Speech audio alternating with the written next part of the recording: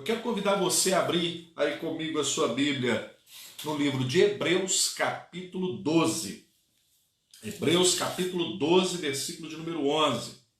Nós vamos falar sobre disciplina eclesiástica, tá? Irmã Silvani, muito obrigado, tá? Conto com as orações aí da irmã. Paulinho Barros, seja bem-vindo também. Karina, também seja bem-vinda, tá? Luzimar, que Deus abençoe vocês, tá? Então vamos lá? Disciplina eclesiástica. Ok? Chegou lá comigo? Hebreus capítulo 12, versículo 11. Hebreus 12, versículo 11. O tema é disciplina eclesiástica. Diz assim o versículo 11. Toda disciplina com efeito no momento não parece ser motivo de alegria, mas de tristeza.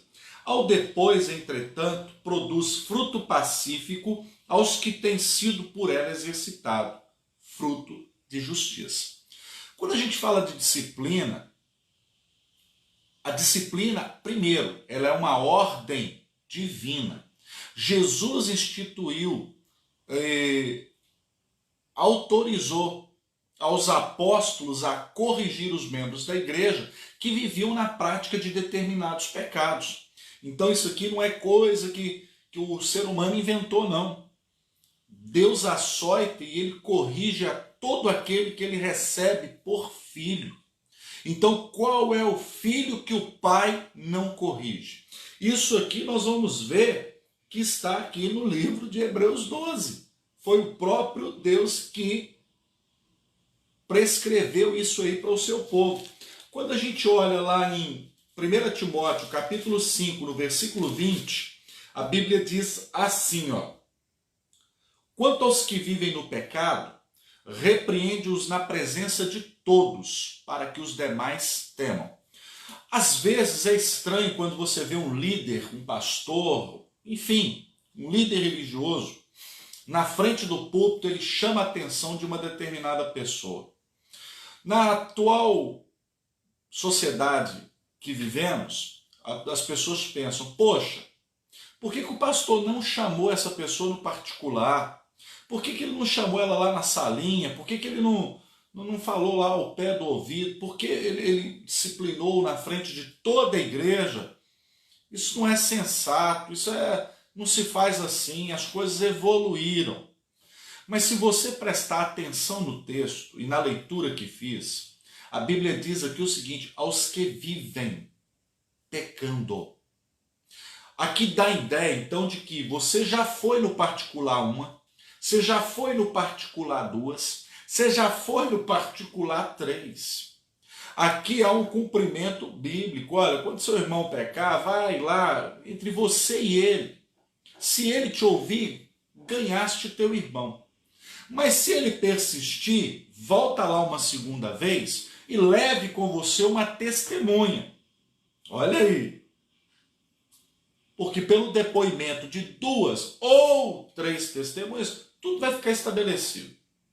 Agora, se houver uma terceira reincidência, leva o caso para a igreja. E se essa pessoa persistir, considera como publicano e um fariseu. Olha bem para você ver. Quando alguém chega ao ponto de chamar a atenção de alguém em público, deve ser observado alguns princípios. Primeiro, se aquele homem que está chamando a atenção de alguém em público, ele faz isso com frequência? Ele faz isso o tempo todo? Isso é normal? Não. Então o mínimo que eu posso pensar é, olha, se bem o conheço, ele já chamou essa pessoa aí umas 3 ou 4 vezes já tentou no bastidor resolver e não foi possível. Mas olha o que diz o texto de 1 Timóteo 5,20. Aos que vivem pecando, repreende-os na presença de todos. Por quê? Porque alguém está pensando em cometer o mesmo erro, ou um erro semelhante, ou um outro tipo de erro, ele vai falar, opa, não vou fazer, ainda bem que eu não fiz. Porque ao ver o outro sendo repreendido, ele vai pensar, poxa, ainda bem que eu não fiz. E glória a Deus, porque não vou fazer.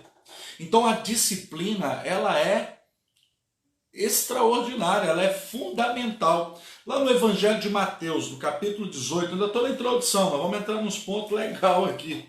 Lá em Mateus 18, 18, diz assim: em verdade vos digo, que tudo que ligardes na terra terá sido ligado no céu, e tudo que desligardes na terra terá sido desligado no céu.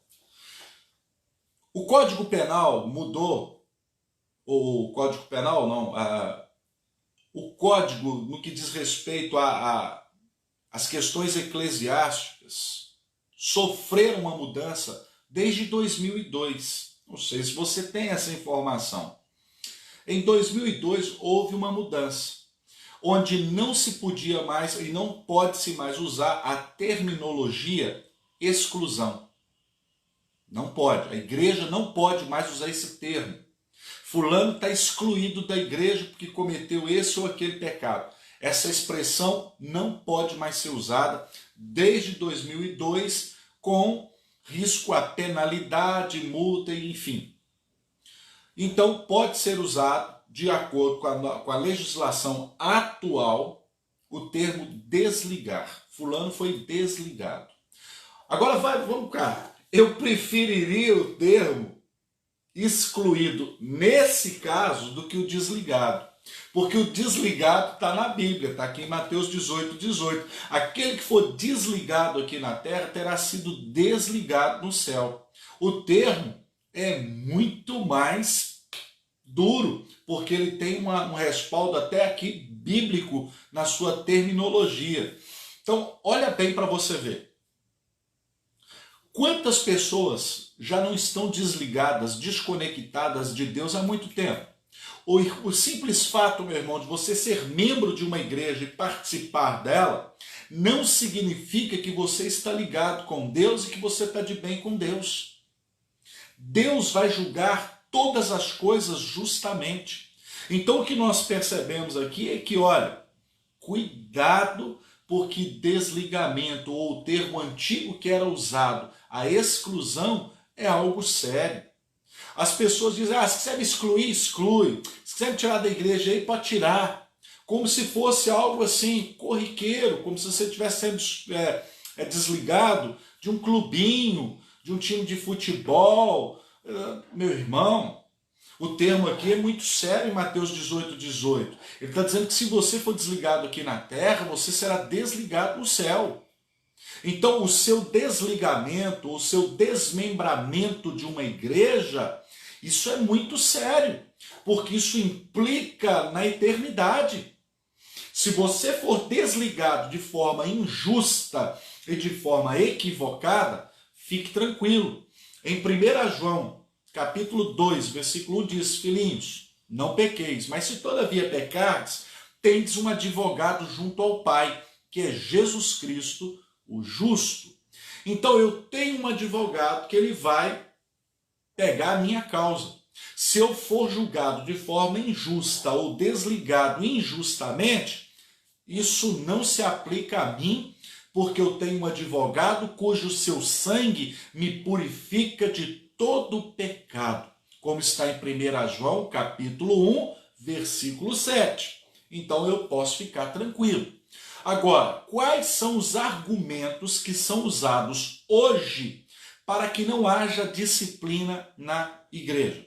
Porque há pessoas que se opõem à disciplina, elas não concordam, elas acham que a coisa tem que correr solta, não é bem por aí, está pegando muito pesado. E se nós formos analisar, muitos dos jovens aí que estão vivendo uma vida na qual não deveriam estar, será que não faltou um pouco de disciplina? Será que não faltou um pouco de limites?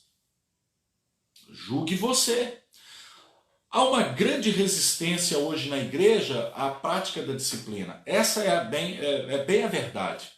Alguns argumentos que muitas pessoas usam para não usar a disciplina, e é o que eu quero citar aqui para você hoje. Primeiro argumento que as pessoas usam para não disciplinar é o argumento do amor. Não, a igreja não deve disciplinar. A igreja não deve colocar essa pessoa à parte. Não, a igreja tem que amar. O papel da igreja é amar. O papel da igreja é estar ali no amor. Não pode disciplinar, não pode chamar atenção, não pode corrigir. O propósito da igreja é o amor. É? Só que amar não é aprovar um comportamento. Eu posso amar uma pessoa 100% e discordar das ações dela 100%.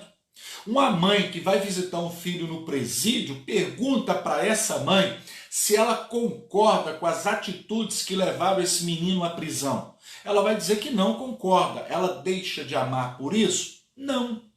Na questão da homossexualidade, nós como cristãos, nós devemos amar os homossexuais. Sim. Mas não significa que eu concorde com a prática homossexual. É diferente. Eu não concordo com a prática homossexual. Não concordo. Amo eles, mas não amo a prática. Não amo o que eles fazem. É muito diferente. Eu amo a minha filha, mas eu não concordo com a atitude que ela está tendo. Então, amar não é aprovar um comportamento. E outra coisa, querido, aqui quando as pessoas dizem, não, a igreja tem que amar, e aí a igreja faz vista grossa acerca de muitas coisas, faz vista grossa acerca de pecado, e aí, meu irmão, aí que está o perigo. Olha bem, qual que é a resposta bíblica para as pessoas que dizem, não pode disciplinar, tem que amar, nós temos que amar, a igreja não tem que ficar nessa, o objetivo da igreja é o amor. Então vamos lá, vamos para a Bíblia. Romanos capítulo 13,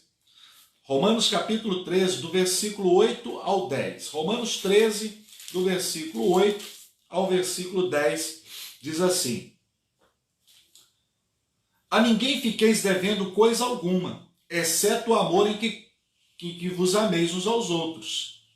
Pois quem ama o próximo tem cumprido a lei. Por isso, não adulterarás, não matarás, não furtarás, não cobiçarás, e se há qualquer outro mandamento, tudo nesta palavra se resume: amarás o teu próximo como a ti mesmo.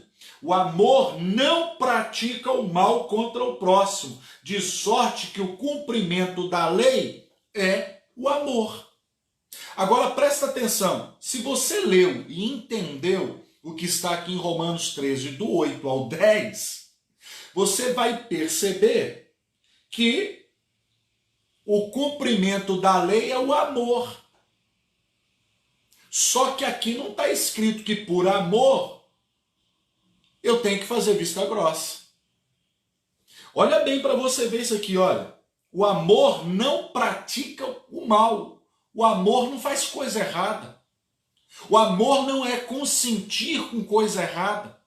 O amor não é dar uma carta de alforria para você pecar. Quem ama põe limite. Eu disse aqui há um tempo atrás que o não do mundo é proibitivo. É não e pronto. O não de Deus é cuidado. O não de Deus é como um sebe, é como uma cerca viva diante de um abismo. É dizendo para você, não passe daqui para lá, porque o que tem depois disso é morte. Então eu estou protegendo você com o não para que você não morra. O não do mundo, não apenas proibitivo,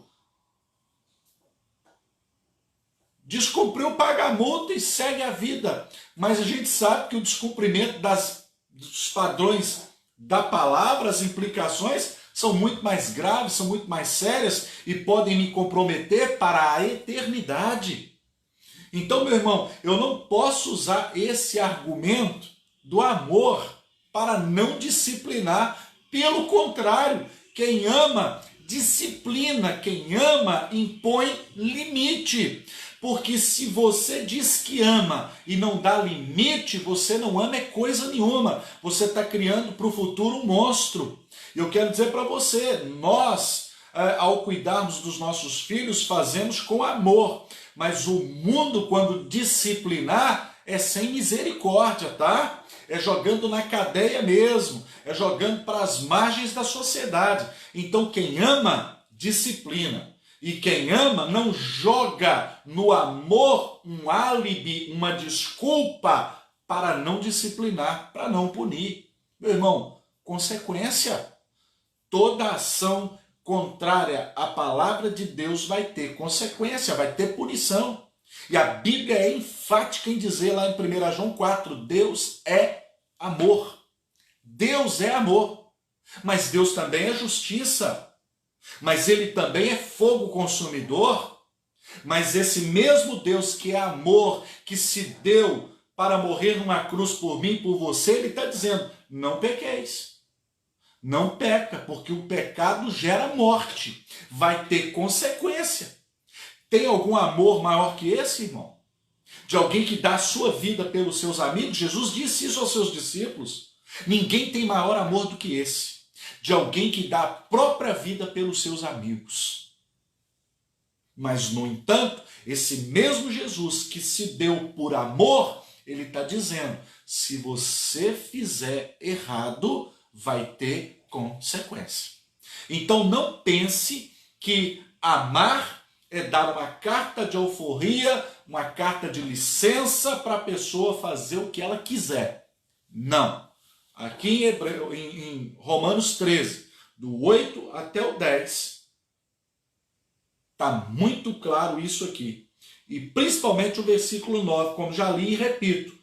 Não adulterarás, não matarás, não furtarás, não cobiçarás, e se há qualquer outro mandamento, tudo se cumpre, ou tudo se resume a uma palavra, amarás o teu próximo como a ti mesmo. Tudo se cumpre no amor. O mal que eu quero para mim é o que eu quero para o meu próximo. Isso é o amor, isso é o cumprimento da palavra. O segundo argumento que as pessoas usam para não praticar a disciplina na igreja, não, isso aqui não tem que disciplinar não, o pastor está botando fulano na disciplina, tirando cargo de A, de B, porque não pode, porque isso é errado. A gente tem que amar, a gente já viu que amar não é aprovar comportamento, ok? Que amar não é dizer sim para tudo que a pessoa quer. Amar é dizer para a pessoa, há limites, é até aqui, daqui para frente tem consequência. O segundo argumento, que as pessoas que são contrárias à disciplina eclesiástica, é a liberdade. E aí elas dizem, não, pastor, a disciplina eclesiástica ela se opõe à liberdade cristã. Nós somos livres, pastor.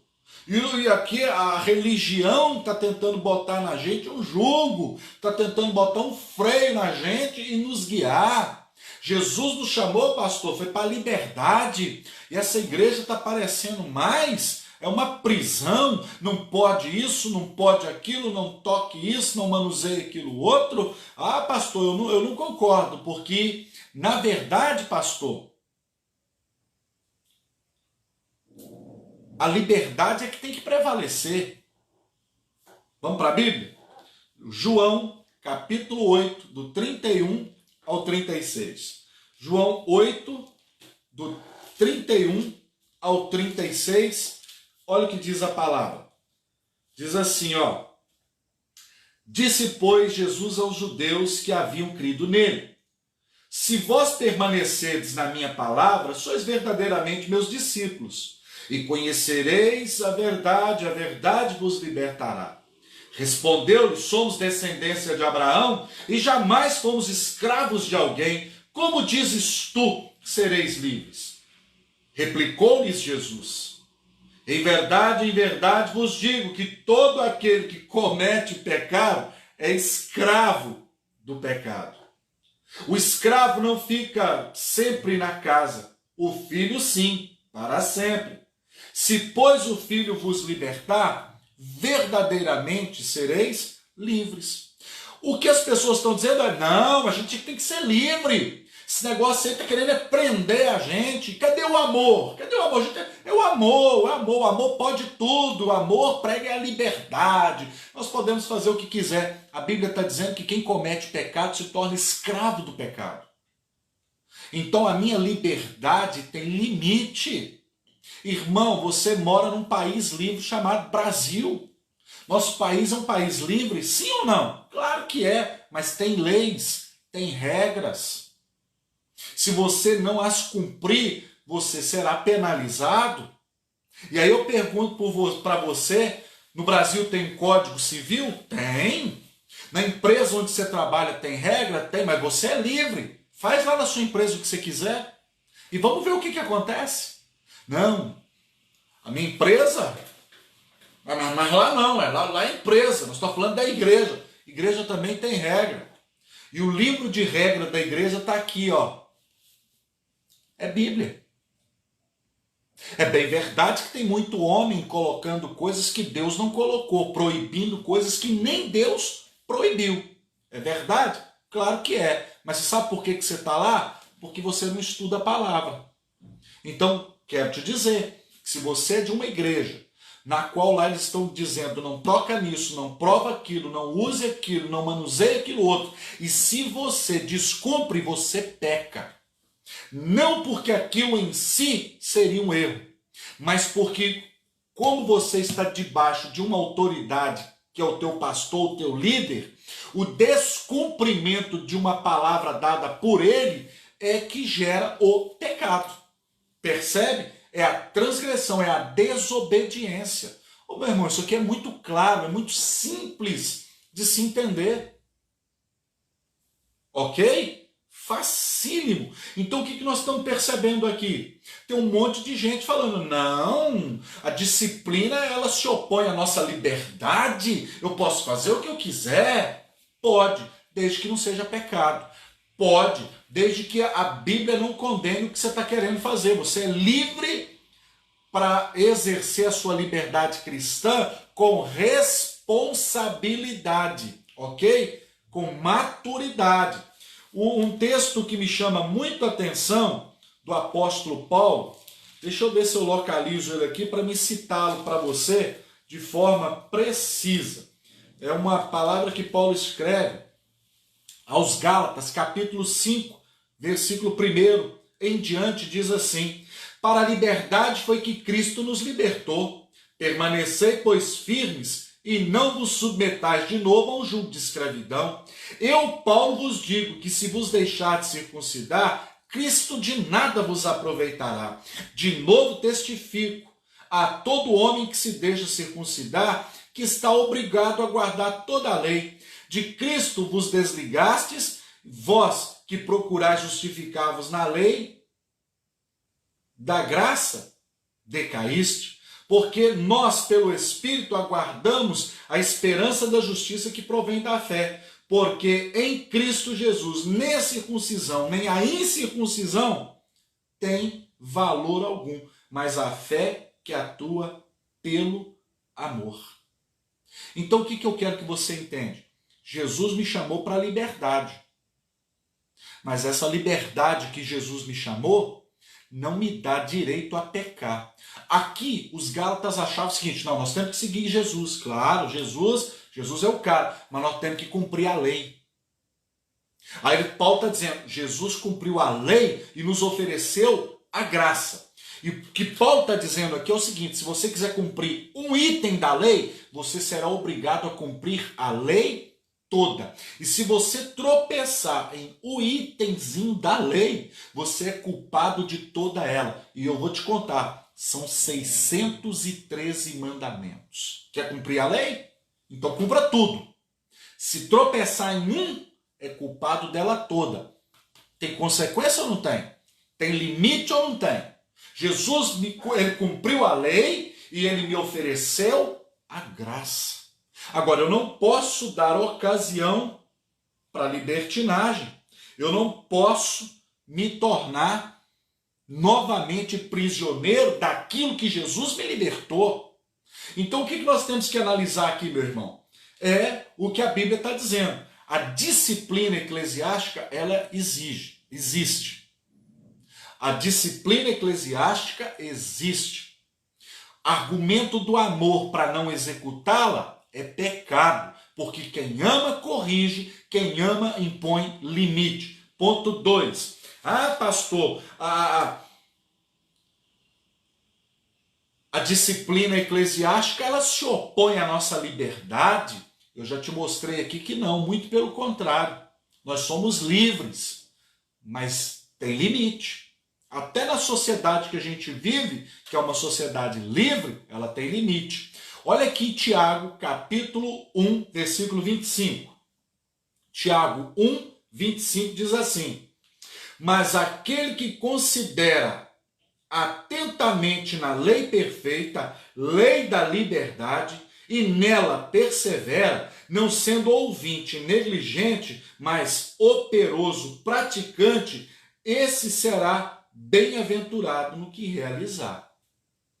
Olha bem, o que o texto está dizendo? A lei da liberdade. Eu estou livre, mas não para fazer tudo que eu quero. Aqui me impõe limites. Romanos 6,23 diz que o salário do pecado é a morte. Então eu posso fazer o que eu quero? Não, eu não posso. Tem restrições para a minha liberdade. Mesmo você trabalhando, não importa a empresa, você pode trabalhar em uma casa de família, como uma secretária, ok? Você pode trabalhar como diarista. Você pode trabalhar como pedreiro, como servente de pedreiro. Você sabia que tem limite, que tem regra? Se o teu chefe lá, o pedreiro, falar para você assim, ó, isso aqui, não.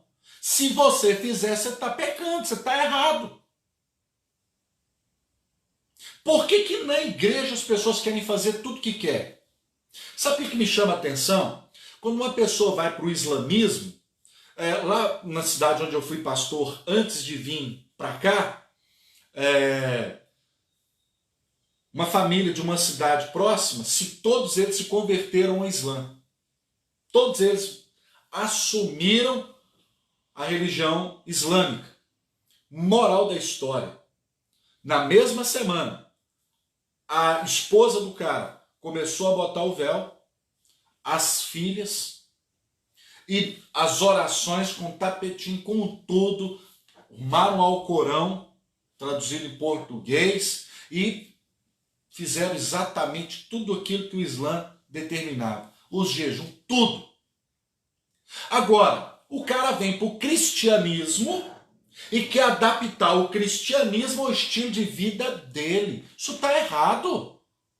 O cara vai para o Islã, vai para macumba, vai para o terreiro de não sei quem e faz lá tudo que manda. E vive aquilo bonitinho. Agora vem para o cristianismo, tem que ser do meu jeito. Você tem que fazer uma igreja para você, querido. Você tem que fazer uma igreja para você. Você está equivocado. As pessoas querem vir para o cristianismo, querem adaptar o cristianismo ao estilo de vida. Você sabe por que tem esse número exorbitante de denominação no Brasil? É porque isso, para mim, já é sinal de apostasia, de abandono da fé. Porque todo dia abre uma igreja numa esquina. E ali abre de acordo com aquilo que aquela pessoa acha. Não, para mim tem que ser assim. Então ele vai e abre de acordo com aquilo que ele quer. Outro diz, não, eu vou para essa igreja que eu preciso de uma igreja que tenha mais disciplina, que seja uma igreja mais rigorosa, que eu preciso disso, sabe? Aí ele vai. Aí o outro diz, não, eu preciso de pôr a igreja mais light, tal, uma igreja que não proíbe tanto, como se fosse a igreja que proibisse alguma coisa. Aqui está o manual, irmão. O manual de instrução, de conduta, de prática, de fé, está tudo aqui. O que nós vemos hoje é adaptações ao estilo de vida. E não eu adaptando o meu estilo de vida ao cristianismo. Olha, é nova criatura, é 2 Coríntios 5,17. Pois se alguém está em Cristo, nova criatura é. As coisas velhas passaram, eis que tudo se fez novo. É assim que a banda toca. Ninguém é livre para fazer o que quer. Ou você é escravo do pecado, ou você é escravo da justiça. Mas que você é escravo de um ou do outro jeito, você é. E onde é que está isso na Bíblia? Vou citar para você agora. Romanos capítulo 6. Vamos lá. Versículo 18 e o 22. Romanos 6, 18 e 22. Olha o que está escrito. Ó. E uma vez libertados do pecado, foste feito servo da justiça. A palavra servo aqui, a conotação é escravo. Olha o 20. Porque quando éreis escravos do pecado, estáveis isentos em relação à justiça. Quando eu era escravo do pecado, olha bem, eu era isento em relação à justiça. Mas agora que eu estou libertado do pecado, eu estou sujeito ao cumprimento da lei, da justiça, do amor. Então, meu irmão, sinto muito em lhe dizer, se você joga o argumento de que a igreja não pode disciplinar, que a igreja não pode exercer autoridade, porque você é livre, eu acabei de te citar vários textos aqui que estão dizendo o contrário, que você não é livre, você não pode fazer o que você quiser, nem na sociedade e muito menos na igreja. O que você pode fazer é, se você não concorda com o que está sendo pregado, rapa fora. Mas se você se opõe, você é rebelde, você vai trazer sobre a sua cabeça problema.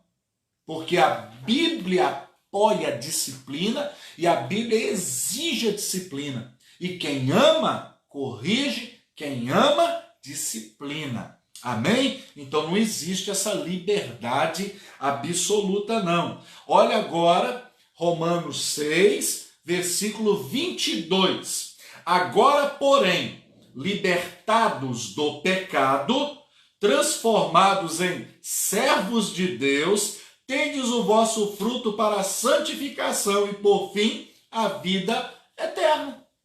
Agora que você foi libertado do pecado, acabou de se tornar escravo da justiça. Pega o dicionário e vai ver o que é a conotação de servo. Então, meu irmão, tá aqui, ó. Não tem para onde correr. Se você acha que na igreja você é livre para fazer o que você quiser, eu acabei de mostrar para você que ninguém é livre para fazer o que quer em lugar nenhum no planeta. Todo lugar tem regra. Ok? Todo lugar tem regra. O que nós precisamos analisar é se essas regras estão pautadas na palavra de Deus e não por uma simples invenção da cabeça humana. Ok? Terceiro argumento que as pessoas usam para que não se tenha disciplina na igreja, primeiro é o argumento do amor. Não, a igreja tem que amar, não é disciplinar, tem que amar, não é punir, é amar. Mas quem ama, corrige. Nós já citamos aqui. Quem ama, corrige. Não, porque nós somos livres, nós somos livres. Ninguém é livre para fazer o que quiser, quando quiser e a hora que quiser. Você é livre. Chega aí na rua e faz o que você quiser para você ver. Ok? Terceiro argumento. Pastor, a disciplina eclesiástica, ela se opõe à felicidade. É, pastor, ela se opõe à felicidade. A gente tem direito de ser feliz. A disciplina eclesiástica se opõe à liberdade cristã? Será, gente? Será que, em terceiro lugar, o argumento da felicidade, hein? Ela se opõe à felicidade. Será? O que a Bíblia fala? O Salmo 1 diz que a felicidade do homem, que bem-aventurado é feliz. A felicidade do homem é o quê? Está no Salmo 1, irmão. A nossa felicidade, onde é que ela está? Bem-aventurado, feliz é o homem que não anda no conselho dos ímpios, não se detém no caminho de pecadores e não se assenta à roda dos escarnecedores. Mas o seu prazer, a sua alegria, ela está na lei do Senhor. E na lei do Senhor ele medita de dia e de noite. Então a nossa felicidade é meditar na palavra. Então a liberdade cristã, ela não se opõe à minha felicidade, pelo contrário, ela diz que a minha felicidade é cumprir a palavra, é amar a palavra, é meditar na palavra. Então como que pode ser contrária? Não dá para ser. Meu irmão, olha Isaías 48. Isaías capítulo 48, versículo 22. Isaías 48, versículo 22. Olha o que está escrito. Para os perversos, todavia, não há paz, diz o Senhor. Para o perverso não existe paz. Essa paz que o mundo mostra, ela é ilusão. Paz na Bíblia, a palavra shalom no hebraico, que não é só um oi, não é só um simples paz. Shalom, no contexto bíblico hebraico, é uma pergunta. Ei, você tem paz na mente? Você é completo? Está feliz com a vida que você está levando? Está feliz com as escolhas que fez? E são 2 páginas no dicionário só para falar de shalom, de paz. Mas o que a Bíblia está me mostrando é que para o perverso não tem paz. Então, meu irmão, a felicidade, ela só é de fato se eu tenho paz. Ninguém é feliz sem paz, não. Então a alegria do homem é cumprir a palavra, a alegria do homem está aqui, nas escolhas certas que ele faz.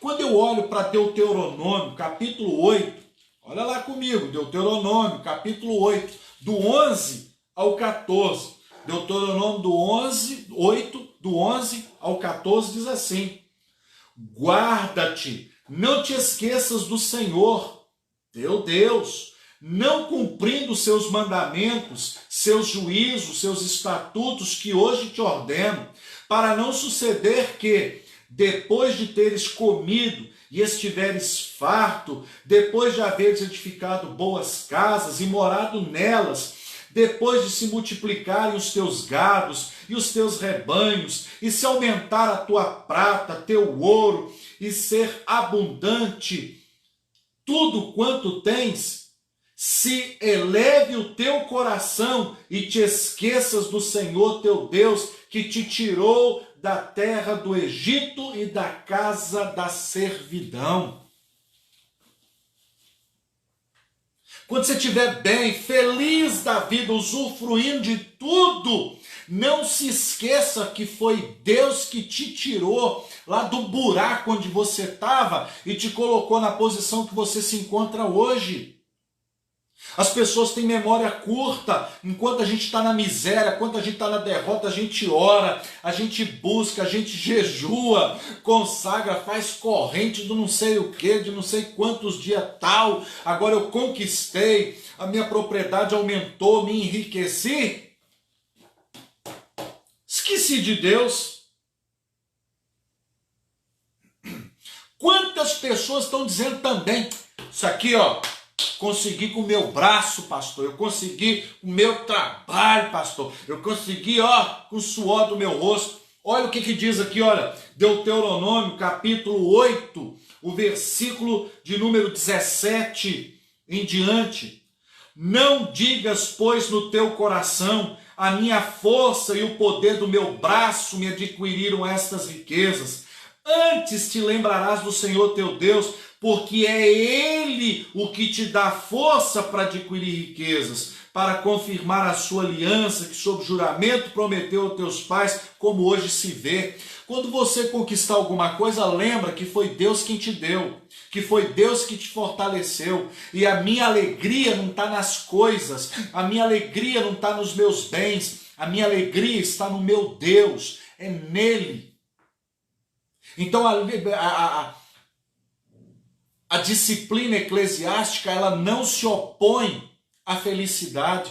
Muito pelo contrário, a felicidade do homem de Deus é cumprir a palavra de Deus. A felicidade do homem está em fazer o que Deus manda ele fazer. Eu sou feliz porque eu cumpro os mandamentos de Deus. É isso aí que é felicidade.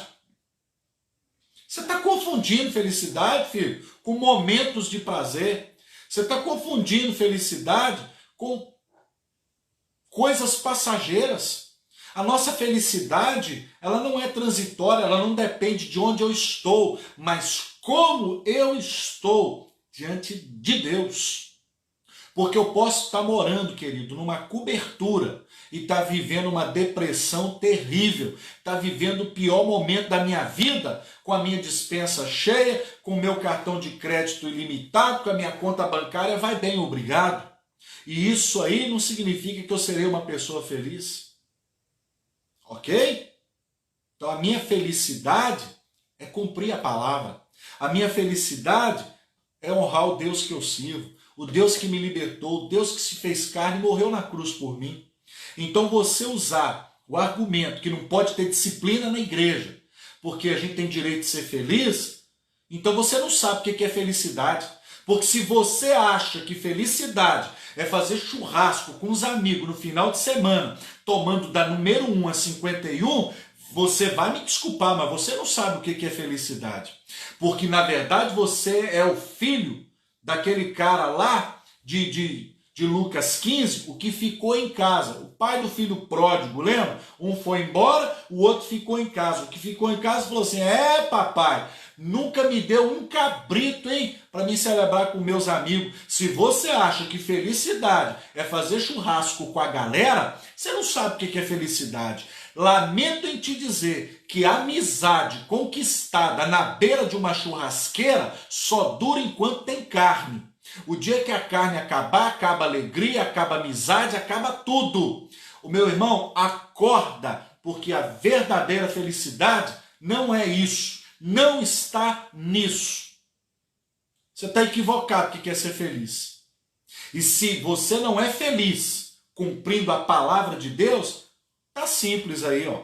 É porque você nunca teve um encontro real com Jesus. Porque o dia que você tiver um encontro de verdade com Jesus, você vai ter prazer de cumprir a lei. Você vai ter prazer de cumprir os mandamentos, os estatutos de Deus para a sua vida, para a sua casa. Ah, meu irmão, as pessoas mais felizes na vida são aquelas que falam assim, nossa, que bom servir o meu Deus.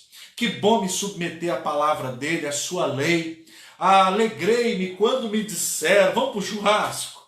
Alegrei-me quando me disseram, vamos tomar umas. Alegrei-me quando me disseram, vamos cheirar uma carreirinha. Alegrei-me quando me disseram, vamos puxar um fuminho, um beckzinho.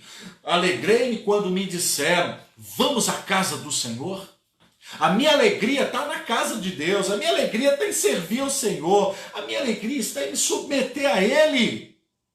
Se você julga alegria poder transgredir e fazer coisa errada, e quando é disciplinado, isso aí te gera um gosto de guarda-chuva velho na boca, então, querido, sinto muito em lhe informar, você está no lugar errado. Quer um conselho? Vai para o mundo. Aproveita o mundo, cara. Aproveita porque é bom. Só que é um negócio, é passageiro, tá? É só aqui e agora. Então aproveita tudo que o mundo tem para te oferecer. Porque é só nessa vida. O resultado é um inferno, sem Cristo, sem Deus, sem paz e sem salvação. Quer fazer, vai fundo. Quer fazer o que você quiser, o que der na sua telha? Parabéns para você. Aproveita porque é só aqui. Amém? Então, a disciplina eclesiástica, pelo contrário, ela é a favor da felicidade. A pergunta é, o que é felicidade para você? Quais são os valores que você recebeu para definir o padrão de felicidade? Porque se felicidade para você é esses negócios aí, você não sabe o que é felicidade. Ah, pastor, esse trem de ser crente também, então isso não é para mim mesmo, não. Ser crente não pode beber, não pode jogar, não pode fumar, não pode isso, não pode aquilo. Ô, meu irmão, quem te falou que não pode? Claro que pode. Claro, você pode fazer o que você quiser. Você só não pode ir para o céu fazendo essas coisas. Quer fazer? Pode fazer, você é livre.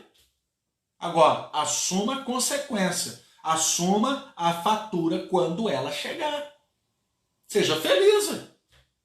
Porque, na verdade, você não vai ser feliz. você vai ter momentos de felicidade. Momentos de felicidade. E aproveita, porque são pequenos.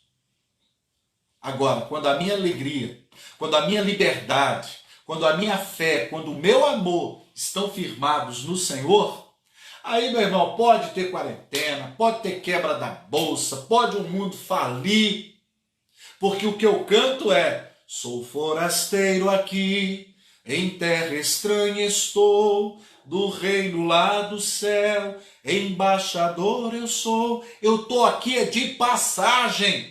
Então eu sou feliz porque a minha felicidade não é condicionada a tempo, espaço, local, circunstância. A minha felicidade, ela está em Cristo Jesus e em cumprir a sua palavra. E isso me basta.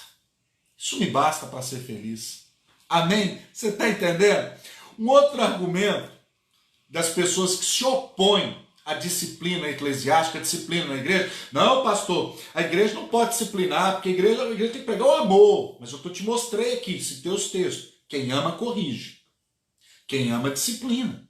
Ah, não, pastor, porque a disciplina é contra a nossa liberdade. Uma vez libertados do pecado, foste feito servo da justiça. Romanos 6, 18 e 22. Então, a disciplina ela é favorável à liberdade, com responsabilidade. Terceiro, mas a disciplina é contra a nossa alegria. Acabei de mostrar para você que a nossa alegria é cumprir a lei do Senhor e não transgredi-la. Ok? Quarto, pastor, eu sou contra esse negócio de disciplina eclesiástica. Sabe por quê? Negócio de disciplinar na igreja. Porque afasta as pessoas da igreja, pastor. A igreja que disciplinou fulano, esse é o da igreja. Está no mundo agora aí. Irmão, ele já estava no mundo há muito tempo. A igreja só sancionou uma decisão que ele já tinha tomado há muito tempo. A igreja não desliga ninguém, não. A pessoa se autodesliga com as atitudes e com as escolhas que ela faz. A igreja simplesmente só vai assinar a sentença que a própria pessoa já decretou, com as escolhas que fez. Então, você que está dizendo: não, porque a igreja, a disciplina na igreja, ela afasta as pessoas da igreja, afasta. A disciplina afasta as pessoas. A disciplina vai afastar as pessoas da igreja? A disciplina vai tirar as pessoas da igreja? Então vamos ver o que a Bíblia fala se a disciplina tira as pessoas da igreja. Olha o Salmo 37, versículo 23 comigo aí. Salmo 37, versículo 23. Salmo 37, 23. Vamos lá comigo. Salmo 37, 23 e 24. Olha lá. O Senhor firma os passos do homem bom, e no seu caminho se compraz. Se cair, não ficará prostrado, porque o Senhor o segura pela mão. Se desviar, se cair, e é de Deus, Deus o segura, Deus o mantém, Deus é com ele. Provérbios 24, 16, 7 vezes cairá o justo, mas o Senhor de todas o levantará. O Senhor de todas vai levantar. Ah, pastor, mas isso vai afastar as pessoas da igreja. Se eu começar a disciplinar os pecados, vai afastar as pessoas da igreja, hein, pastor? O senhor vai tirar o povo da igreja, hein? 1 João, capítulo 2. 1 João, capítulo 2, versículo 18 e 19. 1 João, capítulo 2, 18 e 19. Filhinho, já é a última hora. E como ouvistes que vem o anticristo, também agora, muitos anticristos têm surgido, pelo que conhecemos que é a última hora. Eles saíram de nosso meio, entretanto, não eram dos nossos, porque se tivessem sido dos nossos, teriam permanecido conosco. Todavia, eles se foram para que ficasse manifesto que nenhum deles é dos nossos. Quem é disciplinado da igreja e vaza é porque nunca foi igreja. Está aqui, ó. 1 João 2, 18 e 19. Saíram de nós porque não eram de nós. Porque se fossem de nós, teriam ficado. Teriam ficado. O próprio Davi, no Salmo 119, ele vai falar: foi-me bom ter sido afligido. Foi bom eu ter passado por um castigo. Foi bom. Mas por que foi bom? Vamos ver o que o Davi vai falar. Por que foi bom? Salmo 119, 71. Foi-me bom ter passado pela aflição, para que eu aprendesse os seus decretos. Foi bom eu ter comido o pão que o diabo amassou com o rabo, para eu valorizar o Deus que eu tenho, o Deus que eu sirvo. Foi bom ter dado uma ripada na minha cabeça, para eu aprender a verdade. Foi bom. A disciplina não afasta. Davi está falando que foi boa. Para ele foi ótimo. Mas vamos lá, Hebreus capítulo 5. Hebreus 5, versículo 8. Se não me trai a memória aqui, vamos lá, Hebreus 5, 8. Embora sendo filho, aprendeu a obediência pelas coisas que sofreu.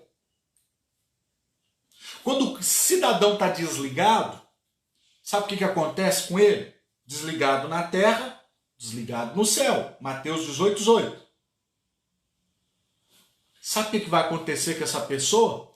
O diabo vai vir com tudo que ele tem para arrebentar o sujeito, para moer.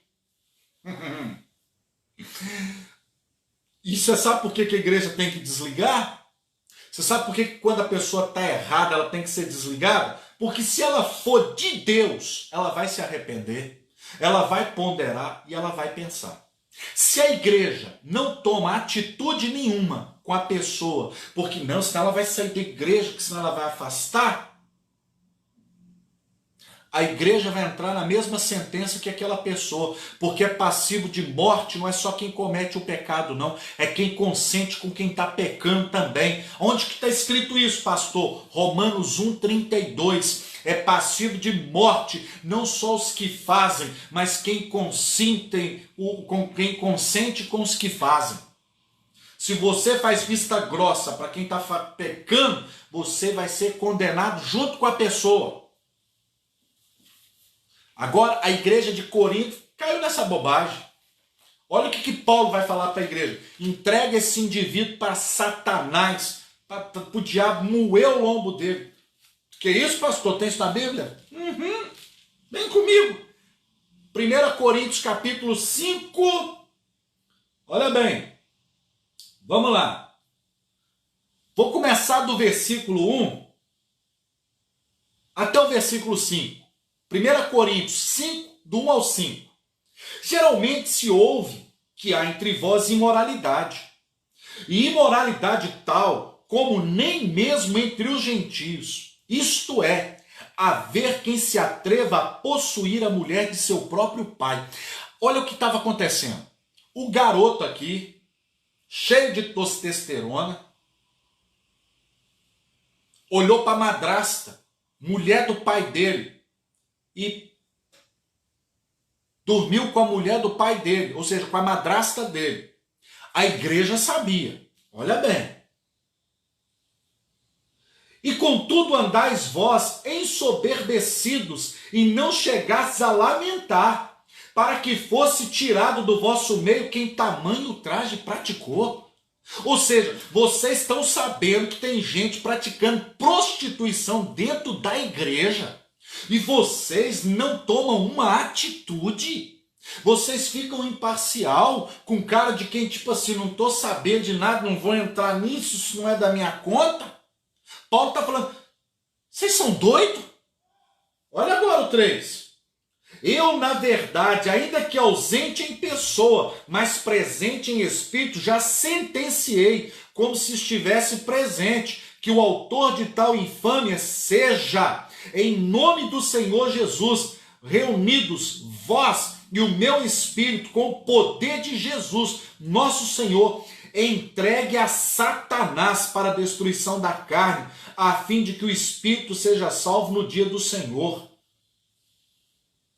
Paulo falou, entregue esse cidadão para o diabo, moer ele. E aí ele vai tratar para baixo, dizendo que um pouco de fermento leveda toda a massa. O que Paulo está dizendo é que quando uma igreja não disciplina as pessoas quando erram, uma batata podre estraga o saco de batata inteiro. O que Paulo está dizendo é que um pouquinho de fermento leveda toda a massa. O que Paulo está dizendo é que se você, líder, não disciplina as pessoas quando elas erram, você vai levar outras pessoas a errar também, porque elas vão dizer, fulano errou, não deu nada, então eu vou continuar de boa.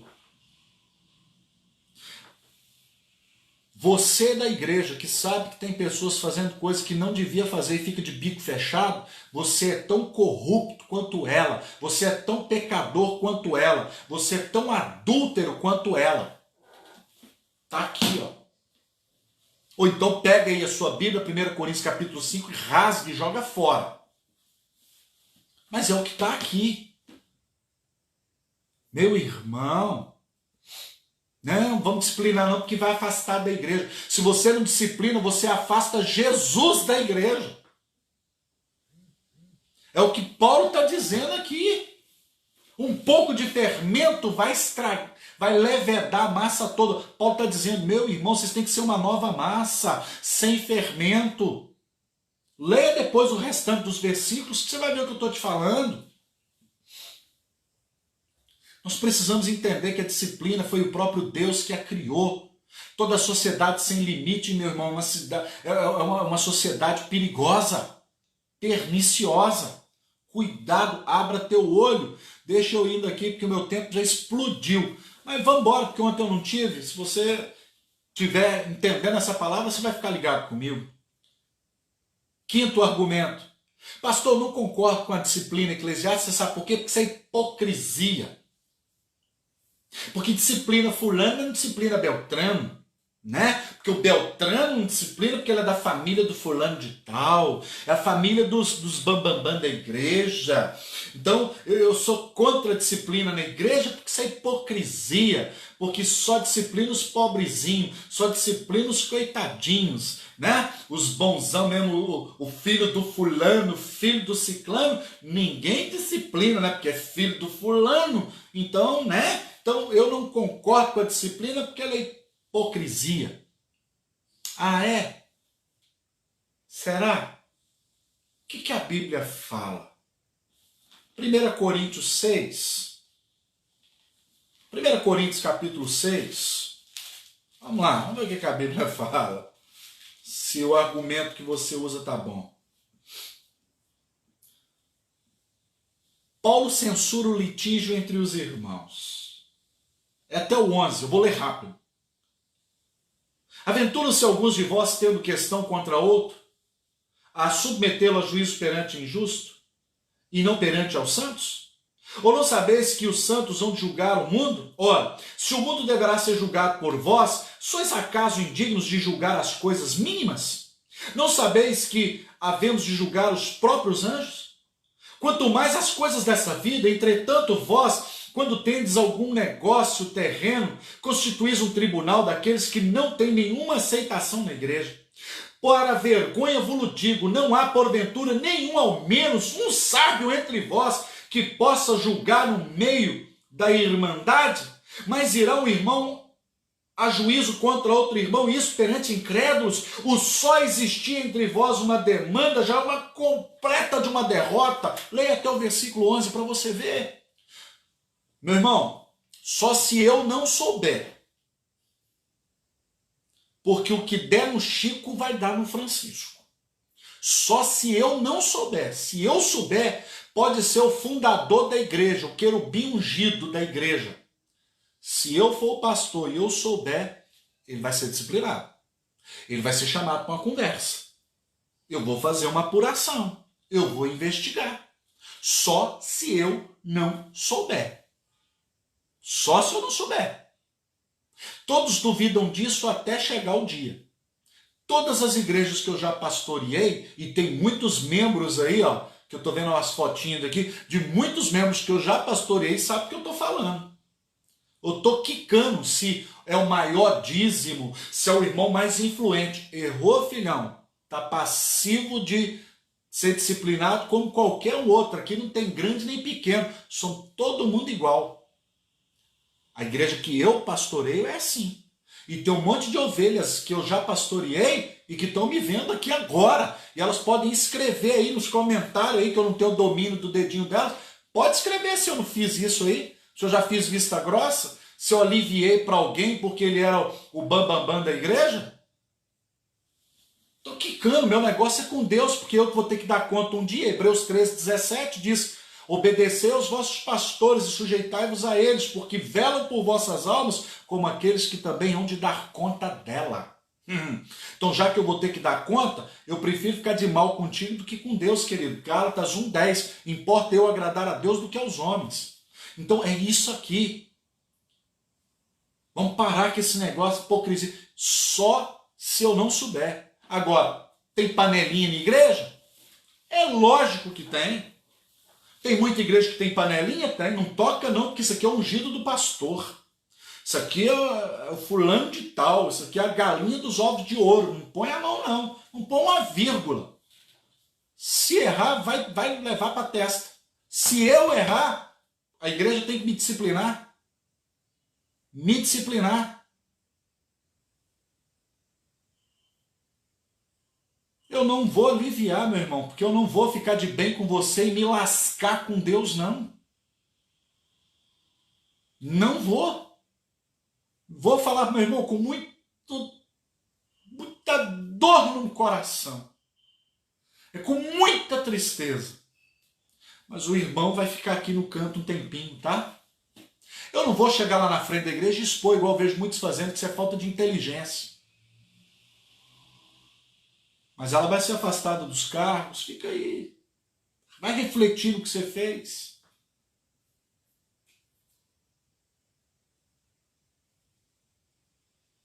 Vai refletir. Pensa lá um pouquinho. Depois de um tempo você volta. Se arrepender e se mudar de vida. Sexto, o argumento da injustiça. Não, eu não concordo, pastor, com disciplina na igreja. Você sabe por quê? Porque injustiça.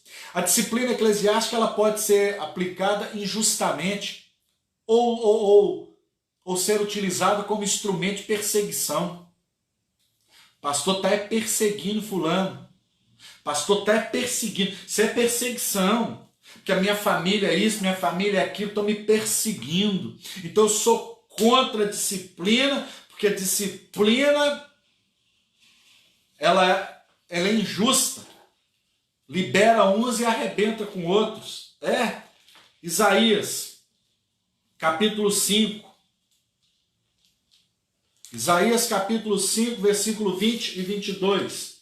Isaías 5, versículo 20 e 22 diz assim: ai dos que ao mal chamam bem, e ao bem, mal, que fazem da escuridade luz e da luz escuridade. Põe o amargo por doce e o doce por amargo. Versículo 22. Ai dos que são heróis para beber vinho e valentes para misturar bebida forte. Ai do que chama bem mal e que chama mal de bem. O que fala que a luz é treva e que a treva é luz. Ai daquele que inverte os valores, que inverte as coisas. Ai. Ai. Então, meu irmão, se tem gente que usa da disciplina para perseguir, ai. E esse ai aqui sai fora porque é de Deus esse ai. É complicado. Cuidado. Cuidado. O conselho da mãe de um rei, lá em Provérbios 31, o rei Lemuel: filhão, não toma não. Quem bebe é pobre de espírito. Quem bebe é gente que não tem controle de si. Não beba. Não beba. Meu irmão, de Malaquias para trás, é condenado a ingestão de qualquer quantidade de bebida alcoólica. Qualquer quantidade. Só quem bebe é pobre de espírito. Rasgue Provérbio 31. Ah, pastor, mas no Novo Testamento falou que não pode embriagar. Lê o texto original, pelo amor de Cristo. Pega o texto do grego, então, e lê ele. Vai para o tradutor do Google, vai digitando lá e vai vendo o que vai aparecendo. É suco. Porque se o Antigo Testamento proíbe qualquer quantidade e Jesus nas bodas de Caná multiplica quase 680 litros, o que Jesus estava falando? Então vamos beber até cair. Então eu entendo que aquilo era suco. E a palavra lá do dicionário, e aquela palavra que aparece vinho lá no texto de João, capítulo 2, no dicionário, é suco. Quer que eu te dou a página? Página do dicionário Strong, página 1098 e página 1099. Tem ela aqui, ó. Eu mas invenção de pastor. Quer beber? Beba. Mas você está pecando, porque eu estou te dizendo para você que isso é errado. Engraçado, você quer ver um outro exemplo? A Bíblia diz que não pode fumar. E está escrito, não pode fumar. Aí você fala assim, que é isso, pastor? Não tem isso na Bíblia, não? Onde é que tem? Cita para nós esse texto, pastor. Eu nunca vi esse texto na Bíblia. Verdade. No português não tem. Mas você sabia que tem no grego? Tem.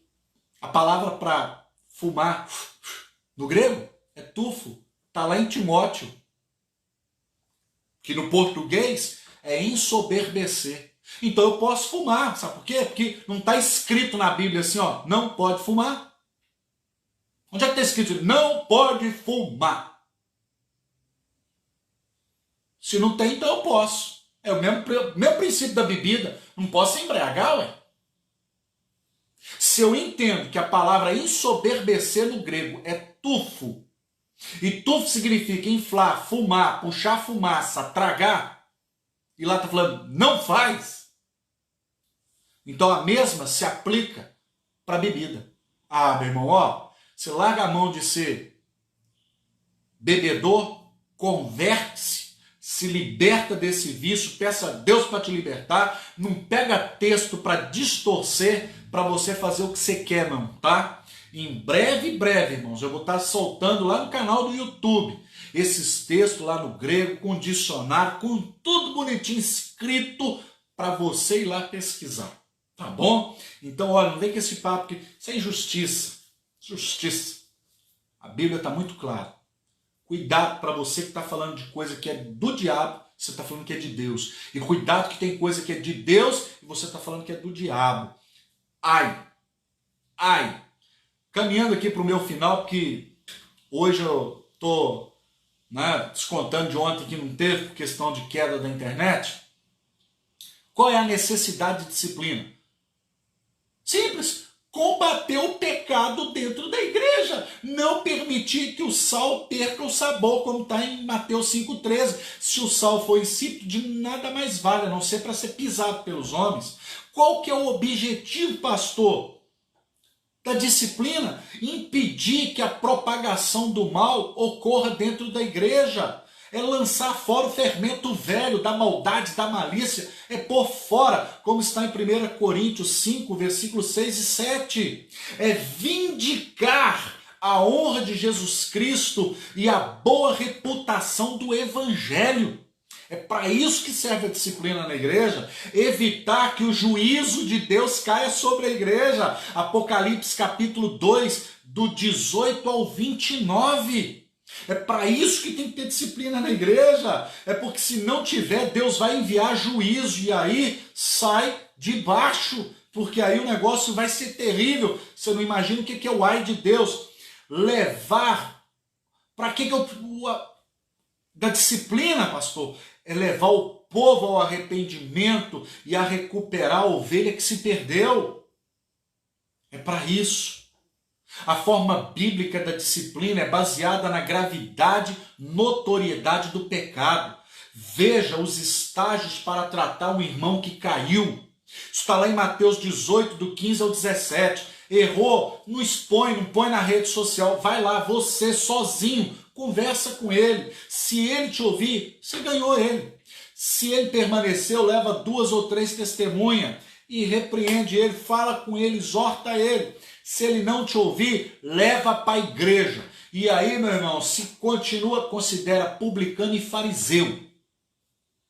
Mateus 18, 15 ao 17. E aí, se ele for desligado, está na mão do diabo, como a gente viu lá em 1 Coríntios capítulo 5, do 1 ao 5. Essa aqui é a forma. Jamais, jamais, presta atenção, isso aqui está no meu status do meu WhatsApp. Há anos que está lá. João 7, versículo 51.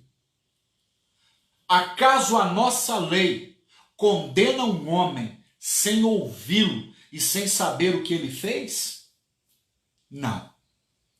A disciplina ela é exercida depois da gente ouvir a pessoa. Vamos lá, vamos saber dela se ela fez mesmo. Vamos lá ouvir quais são as razões dela. Vamos lá. Porque tem pastor que exclui sem nem ouvir a pessoa. Que disciplina sem nem sentar com a pessoa e saber o que ela fez. Jamais alguém deverá, meu irmão, ser penalizado sem a oportunidade de ampla defesa. Mas eu sei que tem líderes aí que fica sabendo, aí ele vai lá no púlpito e prega a vida da pessoa lá no púlpito. Desenha ela no quadro. Tem gente aí, irmãos, e vai, ó. Isso é falta de sabedoria. Nós temos a mente de Cristo. Amém? Que Deus abençoe essa palavra no seu coração nessa manhã, em nome de Jesus.